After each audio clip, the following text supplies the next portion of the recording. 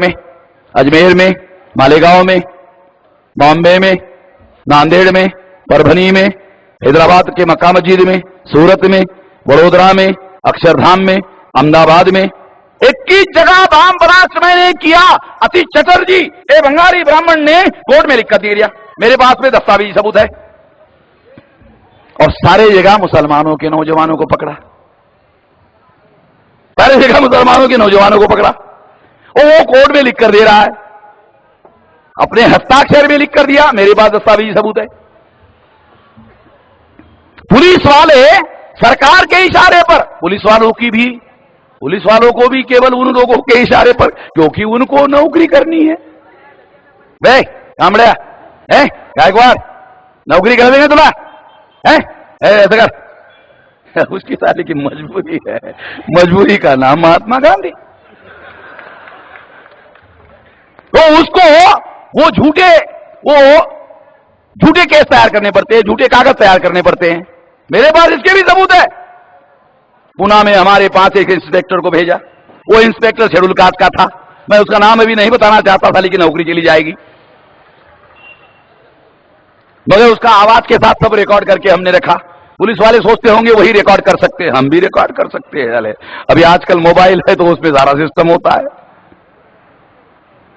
साथियों, मैं आपको यह बताना चाहता हूं, जो बहुत मौलिक बात है, पुलिस वाले क्या करते हैं। ये जो बम ब्लास्ट हो गया, बम ब्लास्ट होते ही क्या होता है, बोलता है नमाज की टोपी मिली। अब नमाज की टोपी सर के ऊपर होती कि सर के अंदर होती है? तो सर के ऊपर होती है। अगर सर के ऊपर होती है तो कोई भी आदमी जो नॉन मुस्लिम है अगर वो डाल दे तो वो भी दौड़ते दौड़ते गिर जाएगी। मुसलमान होना जरूरी थोड़ी है, ये कोई ठोस सबूत तो है नहीं। नहीं, नमाज की टोपी मिली।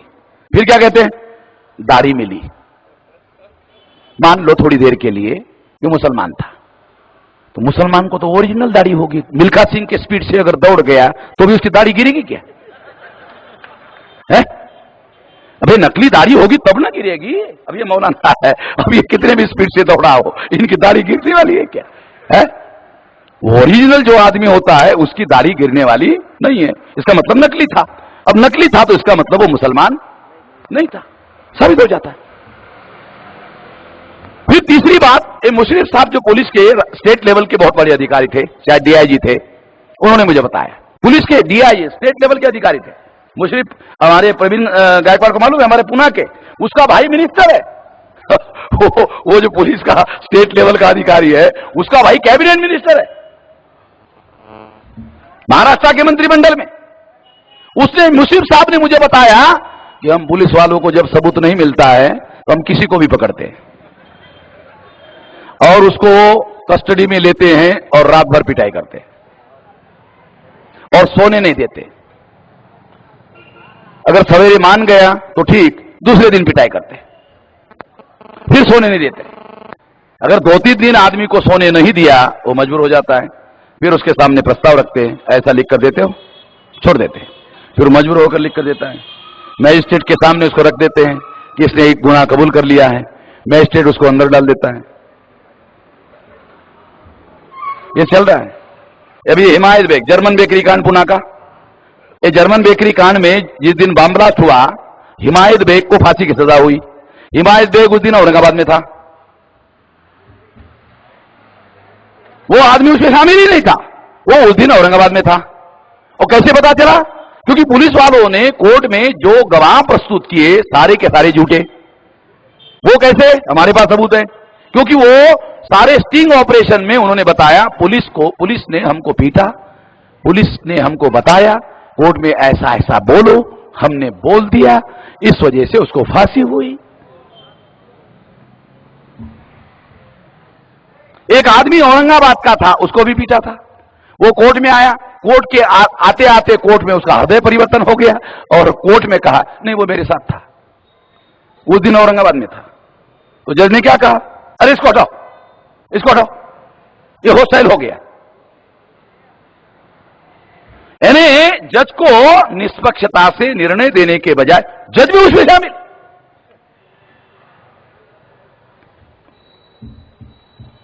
कितनी भयंकर बातें चल रही है, कितनी भयानक बातें चल रही देश में।